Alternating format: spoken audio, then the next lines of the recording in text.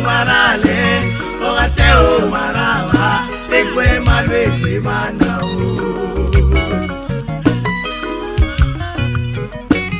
Ogate marale, ogateo marala, babore yeo maraba, ekwe malwe manao. Ogateo marale, onemo ogateo marale, ogateo maraba, ekwe malwe manao.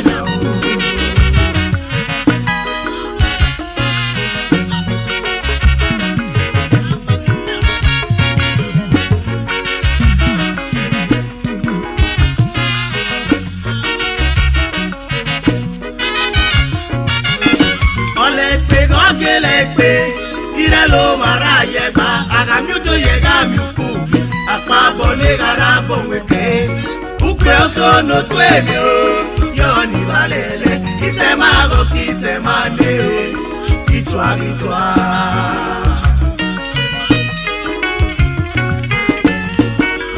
itema go no pati ma gbeno kure ogani ma ne ko boyo itwaki ikwime ikweko enekwikanya o ogani male gopoyo ogetenare mumale etumie vale o ogani male gopoyo onoru kutego alemolu onorege tego alemolu ikpego poye giyo popo ibino nemopwe epeni avelo ene yugie vare Parago prima tu ipisa gwebe Iye ibino nemopwe Epeni ovelo ene yugie fade Parago prima voe kakabe Parade yogi yomi mo agbe Ekpapo yao aupo Paganako wawa nogena Ogateo marale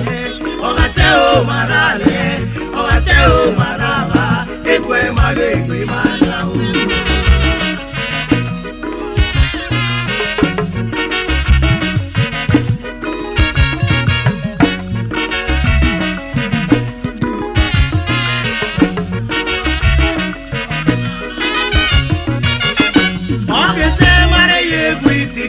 Yaligi malegbe ono zegi gata vale chimaima imamo usagbe ogete mare ye kwitike yaligi malegbe ono zegi gata vale chimaima imamo usagbe uruso le dere daru okura kona ruyo kuremo le dere dokora koa udu yiganyava uruso le dere daru okura kona ruyo kuremo le dere dokora koa udu yiganyava Abuye na pelosa suma yuge itemago kitemane itwa ogateo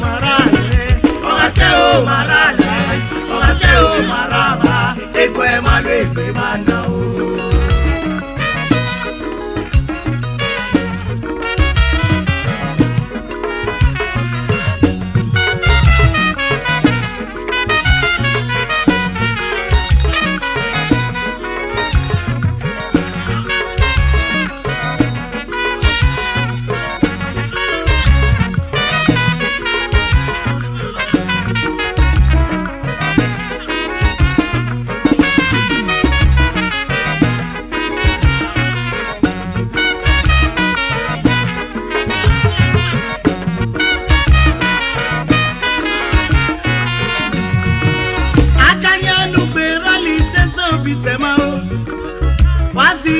ça fait mailler Uga yovi military Rally says so bitema Yovati ma says ça fait mailler Uga yovi military Waya wa kwa Tierra li says so bitema Uga yovi education Waya ma kwa Tierra na says so bitema Uga yoye sector Therefore, ya kwa Iyera li seso bitema o Uga yoye septo Iye faya kwa bitema o Iyera li seso bitema Iye guga yo verege o Kadwe pa bonyema o Iyera li seso bitema o Uga mwe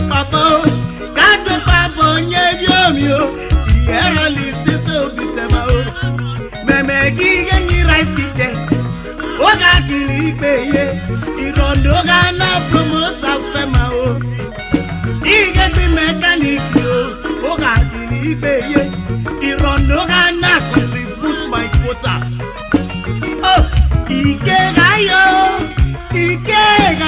sawate ya megi sele bebe o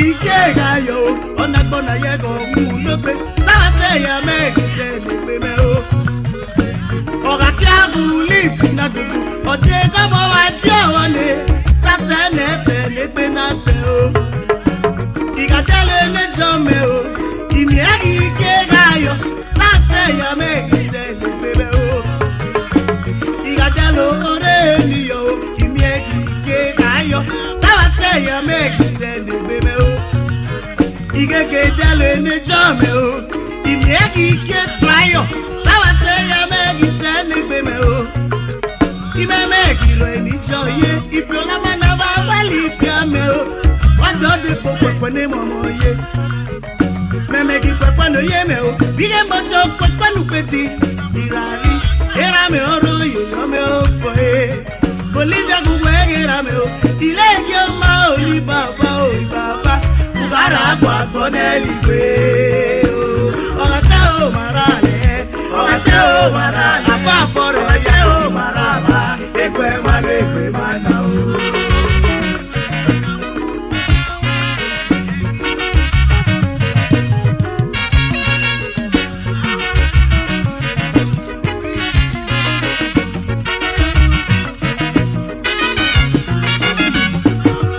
Shivaruna suma igene bas odi sauti be yagwe iche Shivaruna suma o alajaruna suma odi sauti be igwe na o ona lwete na po aruna suma o odi sauti be igwe odi yakpe uduna o nye o aruna ekiye ibege odi yakpe ni bege upene wo mye o kulu na wo mye gilogona upese ko ya o ure bu we no ya ba gbese igene gba ibege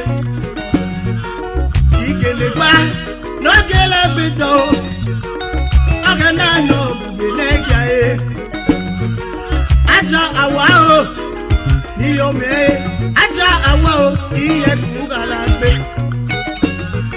aja zule tuwo iyo me aja zule kugala gbe uwele ni wa koko boge fe o epa boge na galalo ayaye onu wele na e oge na no buge na ike o aruna fume agadami egigene baye uwadamberuna osuma lelele gigene bayo oge na ino buge na ike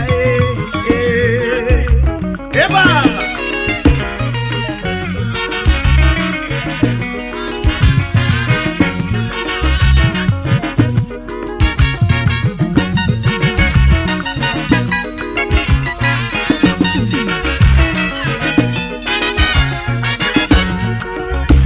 Alaji Umaru ye nikere Aliyu iye gogela o Ikwe garu na suma Yagi logo na o Olwete na o Alaji Aliyu Umaru Odwebo ye Odwebo osatu neme Wimo o Aja wusetu Okpotu enu be odo o Aja wusetu Emo yame o Ajabusetu okoto ena valozo wagi mebeli yome ugala gbe Aliyu Umaru odwebo osatuneme Aliyu norete nafo Omo aruna suma yegi logo na o Ikwe janele ikwe galo Yegeri agbela ya itike wagala gbe Kene nwoye mo megila gila o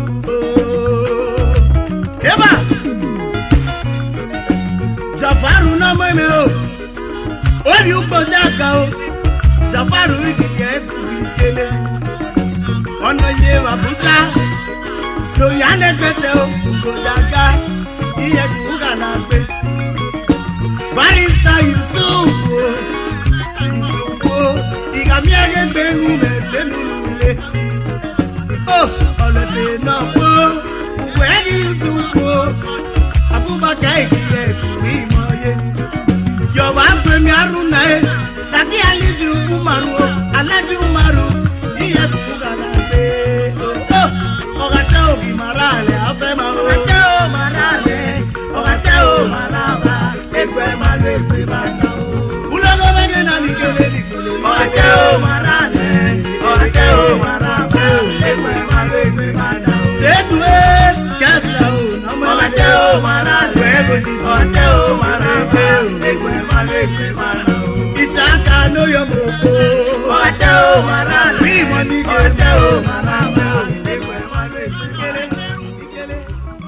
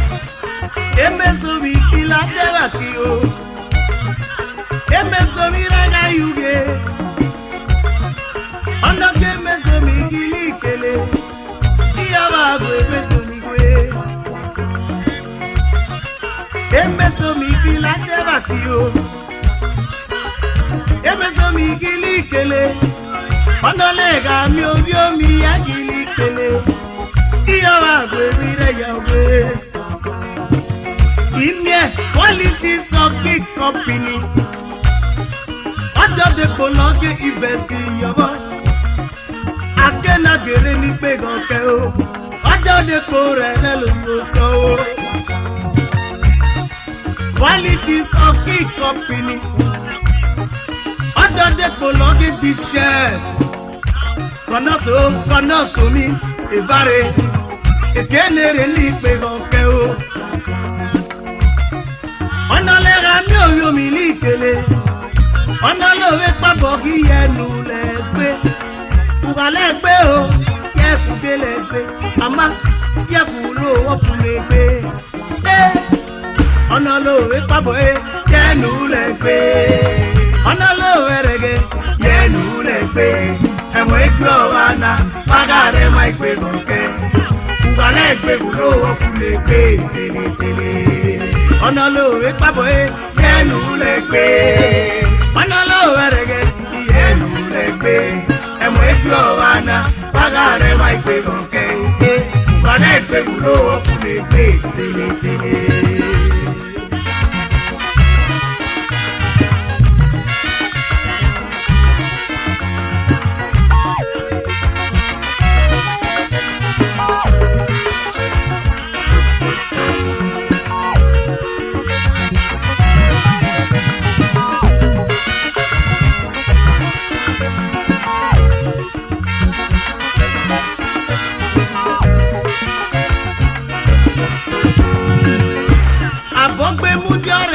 Governor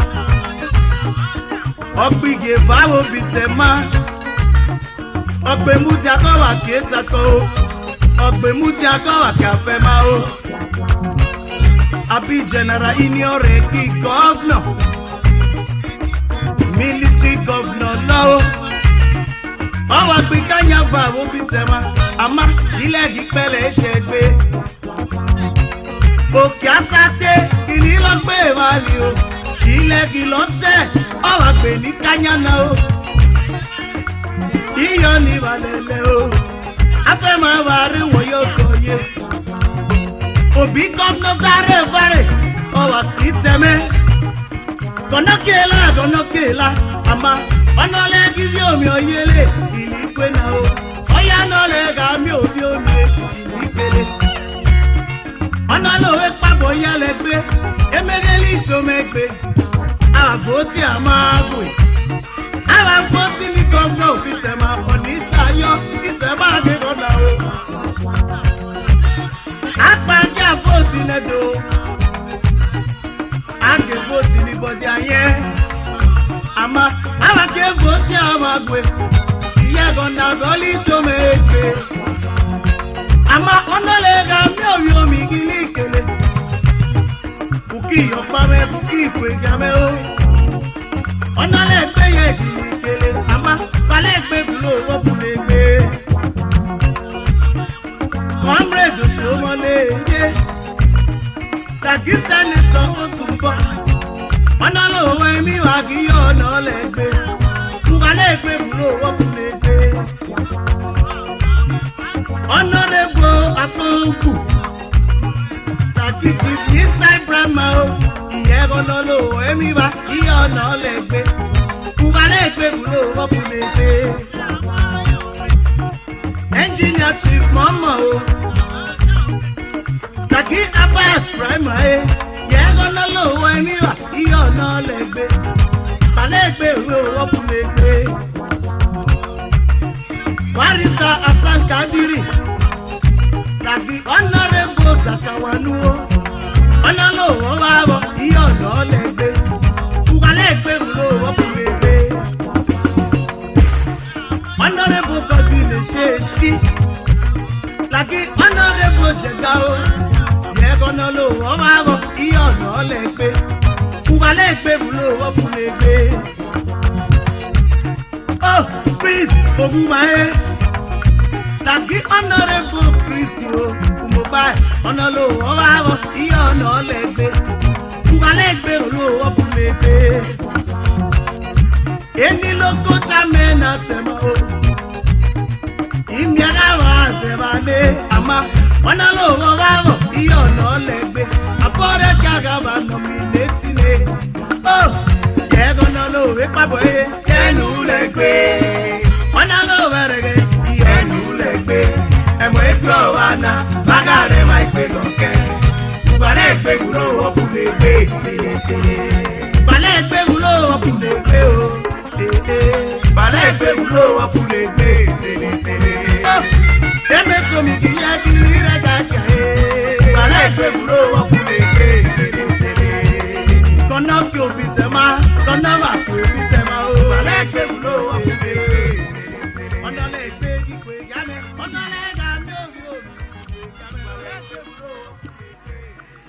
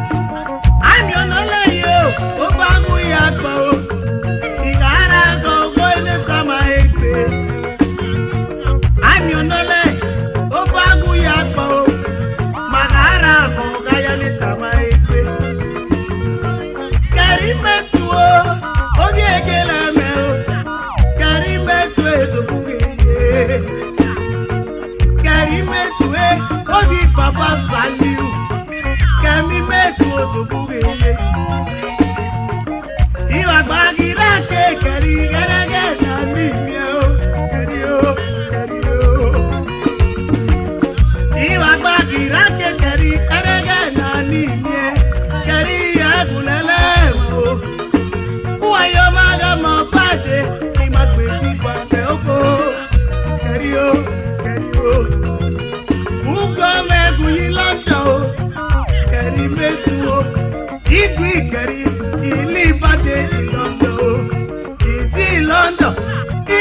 ní ìkẹrí o ìkẹrí yẹ kùlẹ́lẹ́ máa yẹ ọ̀wẹ́rẹ́ máa ná ìyàgbá kìlá kékeré ní ìbíà ẹ̀rẹ́gẹ̀ náà o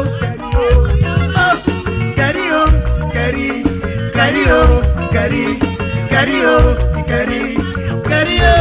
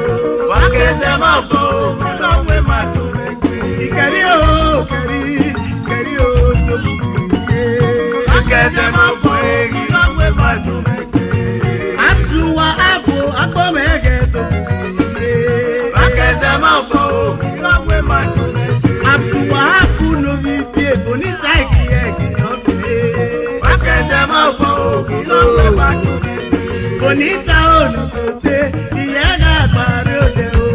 Wákẹ́sẹ̀ máa bọ̀ o, ìlọ́wọ́ bá dùn. Mẹ́sì ló bí bèyẹ, ó pèlè bẹ́ẹ̀ wà lórí lágbọ́ kí yọ̀ dé o. Wákẹ́sẹ̀ máa bọ̀ o, ìlọ́wọ́ bá dùn.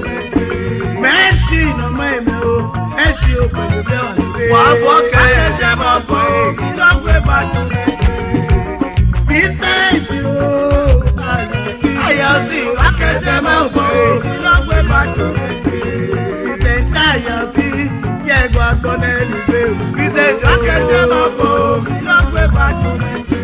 Sípò orí àgbọ̀tẹ̀, sípò ènìkele. Wákẹ́sẹ̀ máa bọ̀ o, ìlọ́wọ́ bá dùn. Sípò lórí àwùjọ, sípò tó kùnìyẹ. Wákẹ́sẹ̀ máa bọ̀ o, ìlọ́wọ́ bá dùn. Timothy Anilwa, Chief Timothy Ojoto rúburúbu. Wákẹ́sẹ̀ máa bọ̀ o, ìlọ́wọ́ bá dùn. Chief Timothy Anilwa, Timothy Ojoto rúburúbu. Wákẹ́sẹ̀ máa bọ̀ o, ìlọ́wọ́ bá dùn. Bísí Àdàbí o, Àdàbí. Wákẹ́sẹ̀ máa bọ̀ o, ìlọ́wọ́ bá dùn. Kẹ̀rí o, kẹ̀rí o, kẹ̀rí. Wákẹ́sẹ̀ máa bọ̀ o, ìlọ́wọ́ bá dùn.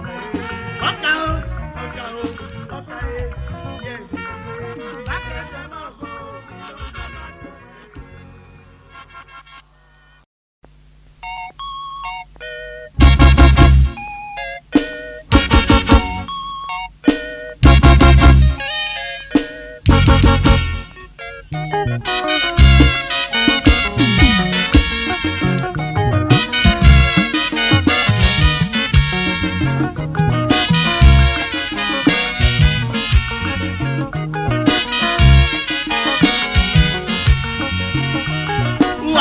maguye obilagwe okile dewe na gomegwe uwayo maguye obilagwe okile dewe na gomegwe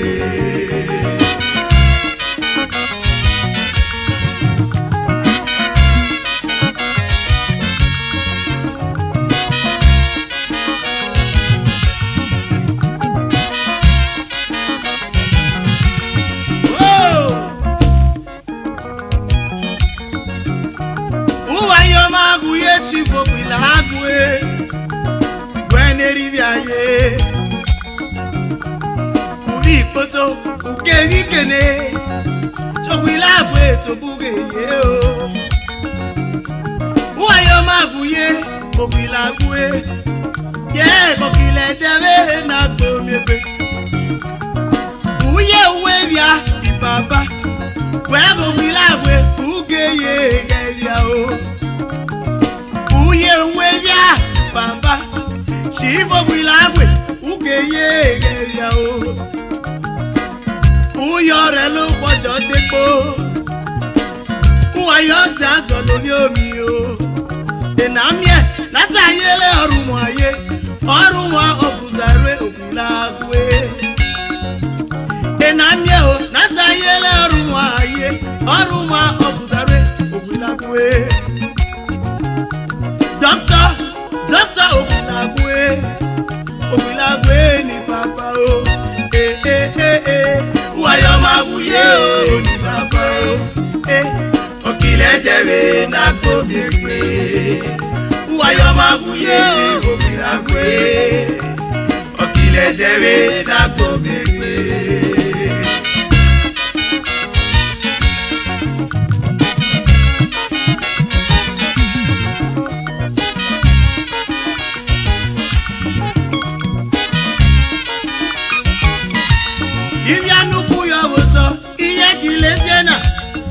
Chivo bilagwe kwebue Shamakyo onimero na yera lore Obilagwe oga gbe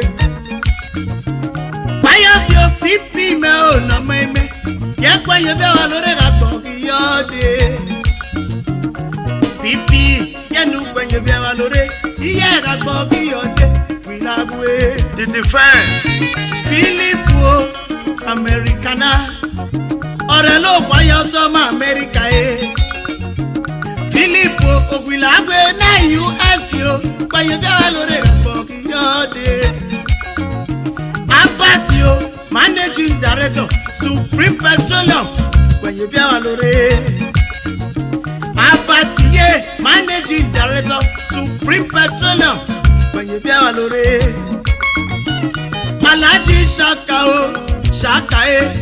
Oruma wewe gilogo na o Tigi shaka lolo Awa keke geje tu chokcho Shaka iye kugalakwe Honorweli neti o Oh, aja neti Yere lo kwa mwama o Isiso Obilagwe Eti o Alo aye Obilagwe Kwekwe Yanu kwenye vya walore Eti o Yanu kwenye vya walore Obilagwe, kwekwe Abdul Karim o Obilagwe alias Father's Blessing kwekwe Abdul Karim Iyenu kwenye vya walore Eramayo maiko kakwe Obilagwe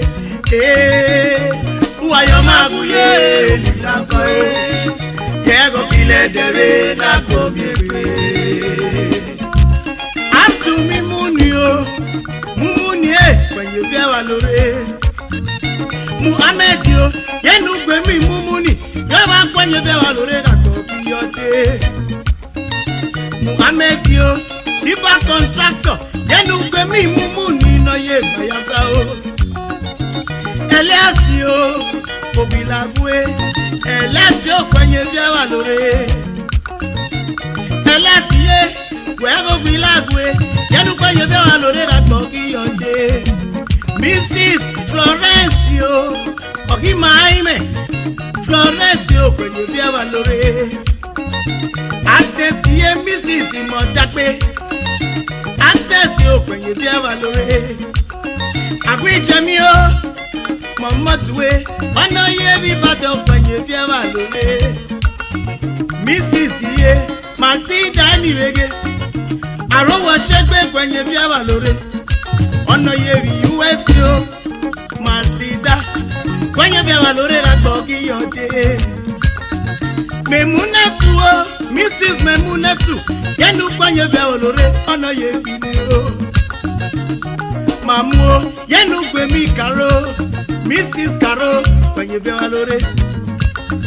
Mrs. Daboku ye, ono ye vi US ye, yenu kwenye bia valore la bogi yote. Sare tu o, Muhammad yo, Mrs. Muhammad yo, kwenye bia valore. Oh, uwa magu ye, oru mwa o, okile deve na gomebe. Uwa magu ye, onidagwe, oh, okile deve na gomebe.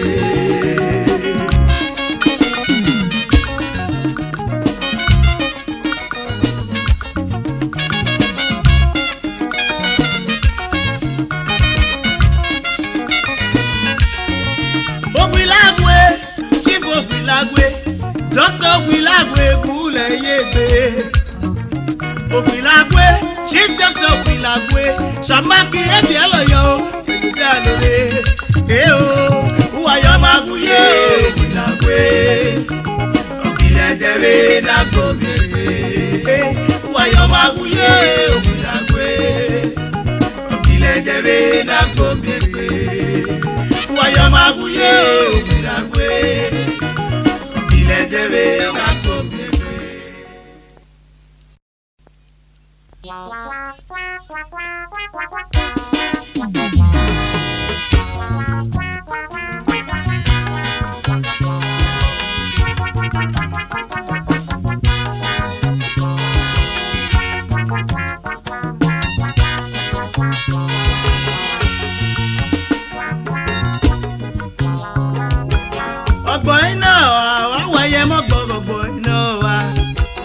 Ọgbọ̀n iná wa ìmọ̀yọ́ màálù nọ̀rẹ́ kọ̀kọ̀ èlà. Ọ̀yọ́ mẹ́ọ̀nù òwe mú bọ́ọ̀lù nẹ́lò ẹ̀ lómi ẹ̀. Ìmọ̀yọ́ màálù nọ̀rẹ́ kọ̀kọ̀ èlà nọ́bí ọ̀ màálù. Ọ̀bùrẹ́ yà gbọ́ o, orí pọ́lítíìsì kọ́ o. Ìlọ́nù fọ́nà yé ìlàgẹ́kù náà wẹ́yọ o.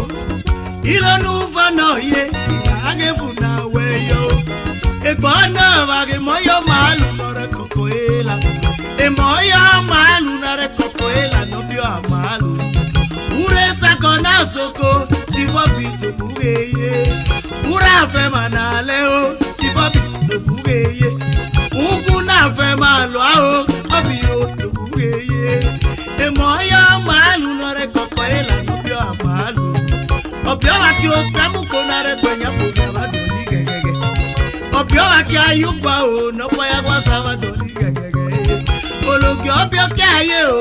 Ọ̀bílẹ̀ gọ́dùnú. Ọ̀bílẹ̀ gọ́dùnú. Ológi o. Ọ̀bílẹ̀ gọ́dùnú. Ológi ọbẹ̀ ọkẹ́ ayé o. Ọ̀bílẹ̀ gọ́dùnú. Ọwẹ́ rírì àná o. Ọ̀bílẹ̀ gọ́dùnú. Dẹ́rẹ́ mẹ́sọ̀kè bíbí àgbé o. Ọ̀bílẹ̀ gọ́dùnú. Kẹ́kúrẹ́ takọ̀nà sọ́kò. Ọ̀bílẹ̀ gọ́dùnú.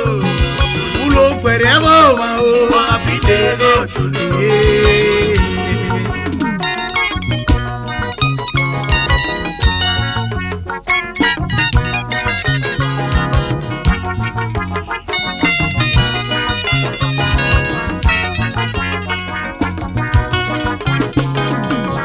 Ọgbọ́nà wàgì mọ́yọ́ màálù lọ́rẹ́ kọ̀kẹ́lá. Chief Michael Clement Kadiri Obio. Nerame yasoke bibi agwe. Chief Michael Clement Kadiri Obio. Chief Honorable Bobby yenu soke bibi agwe. Chief MC Kabio Ibemi yo. Ekpaponu ki ayogwe uri UPTH gima o. Chief Bobby egulu na mi o. Ogera mana o, Bobby esukuru o magwe ologio.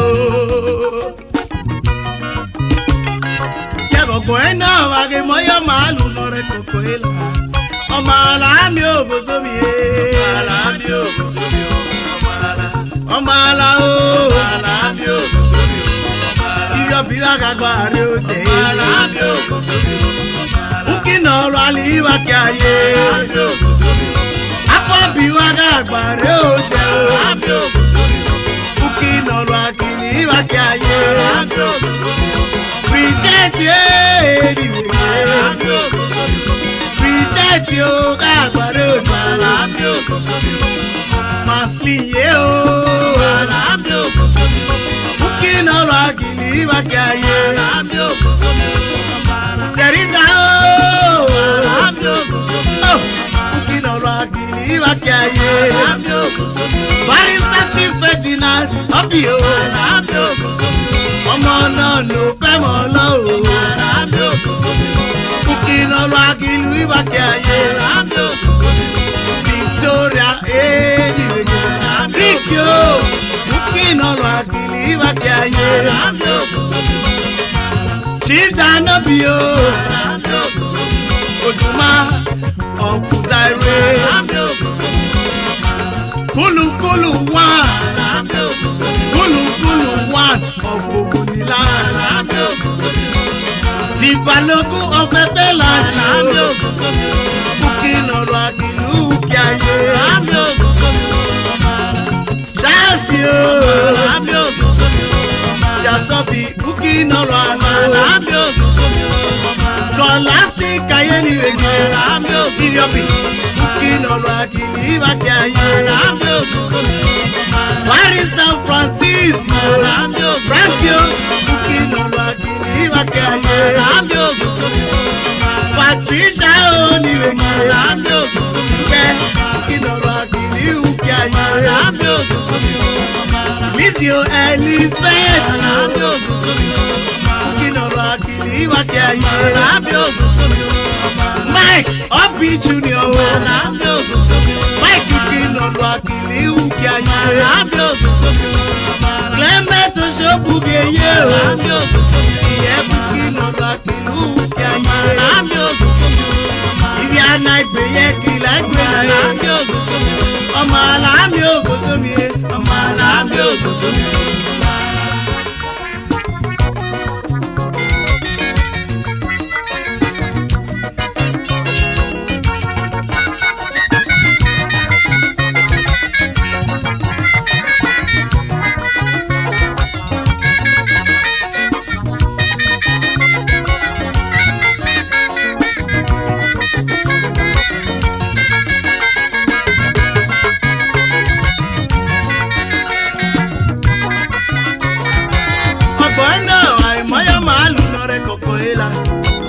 Ọ̀pọ̀ iná wa wọ́n wáyé wọ́pọ̀ ọ̀pọ̀ iná wa.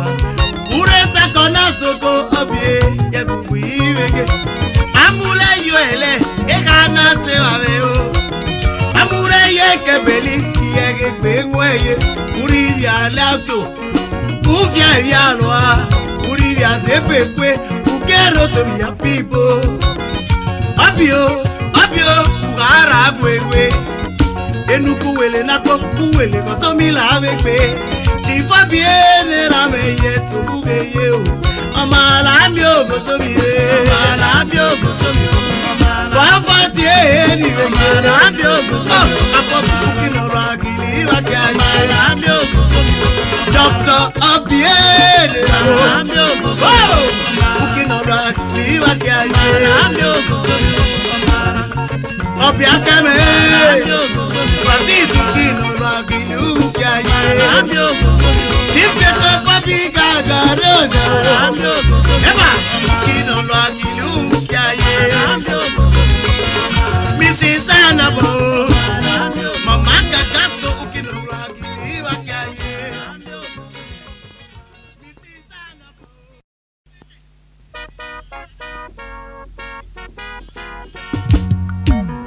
Wagi megbe mi o, wagi megbe mi, wagi megbe mi ene mo ime o. Wagi megbe mi, elere loku me o, abire yibo. Chief Style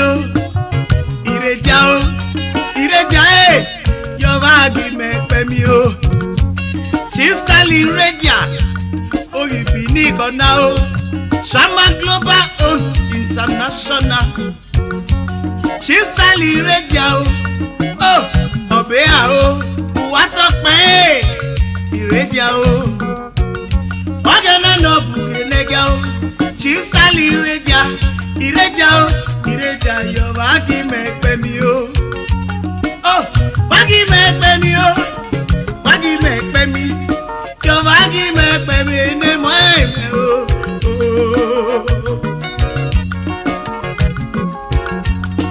Ẹ ti wá lọ àmẹ́ o. Ìrà rẹ̀ ló mi àbọ̀ o. Ẹ ti wá lọ àmẹ́ o. Ìrà rẹ̀ ló mi àbọ̀ o. Chief Stanley Radia o. Ìrẹ́jà yẹ kúkà là gbé o. Ẹ ti wá lọ àmẹ́ o. Ìrà rẹ̀ ló mi àbọ̀ o. Ambassador Peter o. Chief Anegbe o. Peter Enoyori o. Ẹ ti wá lọ àmẹ́ o. Ìrà rẹ̀ ló mi àbọ̀ o. Peter Anegbe o. Anegbe yẹ kúkà là gbé o. Ẹ ti wá lọ àmẹ́ o. Ìrà rẹ̀ ló mi àbọ̀ o. Amina o. Amina o. Oyoye kúkà là gbé yọ o. Ẹ ti wá lọ àmẹ́ o. Ìrà rẹ̀ ló mi àbọ̀ o. Engineer Chief Cosmos Igi o. Orí ọ̀gẹ́dẹ̀ra o. Ẹ ti wá lọ àmẹ́ o. Ìrà rẹ̀ ló mi àbọ̀ o. Cosmos Mohammed Igi o. Ọ̀nà Yemi London ni o. Ẹ ti wá lọ àmẹ́ o. Ìrà rẹ̀ ló mi àbọ̀ o. Jasper làwọn ni o. Takije Ìlọrin Èrísòmi o. Ẹ ti wá lọ àmẹ́ o. Ìrà rẹ̀ ló mi àbọ̀ o. Ọ̀pọ̀ tó nà rúnú rè é.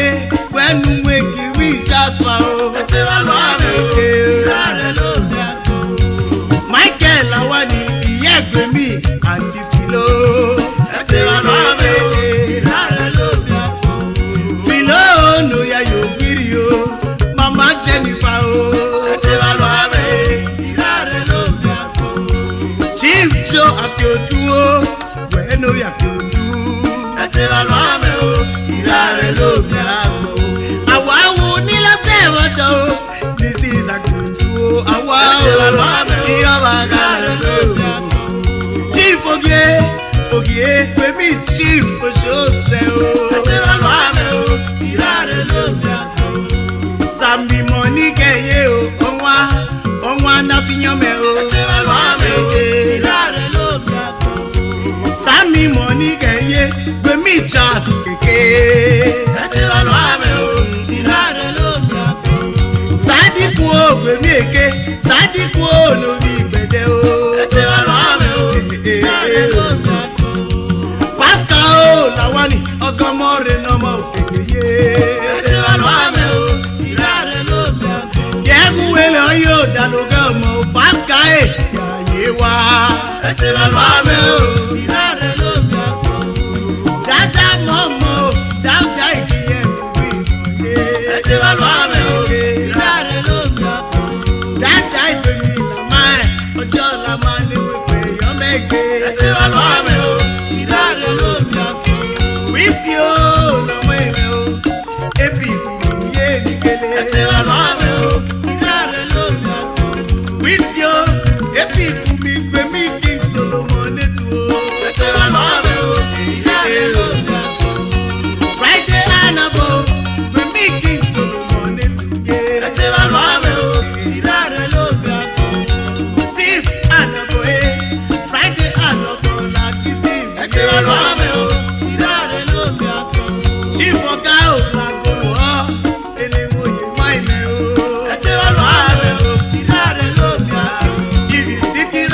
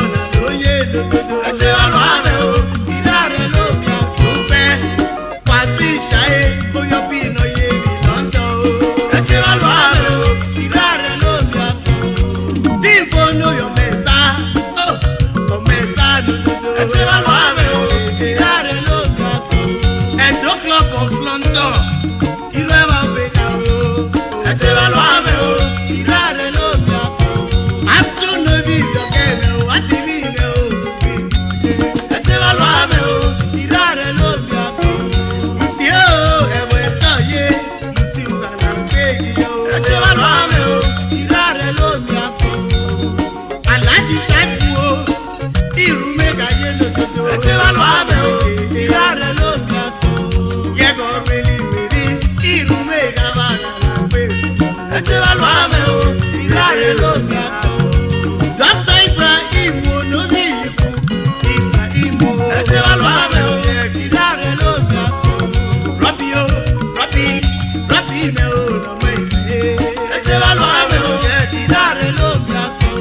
Abraham Ujima wo, oh, ododo.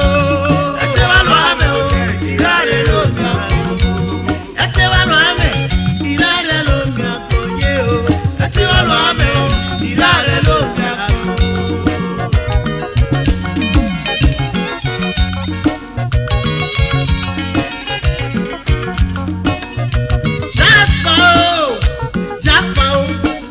Jasper igiye bibirege. Michael Eshamoge Jasper. Pemi iredia o, iredia ye kugalara pe. Ona welu yenu gwemime. Sami Monica me ugala pe. Akiotu o, wendo yakiotu. Akiotu me ye kibe mi ye. Paska huelo yo dalogamo. Kakita jayo bagala pe. Ete wa lo ame, irare lo mi ako. Ete wa lo ame yo bagala pe. Ete wa lo ame o, irare lo mi ako ye o. Ete wa lo ame o, irare lo mi ako.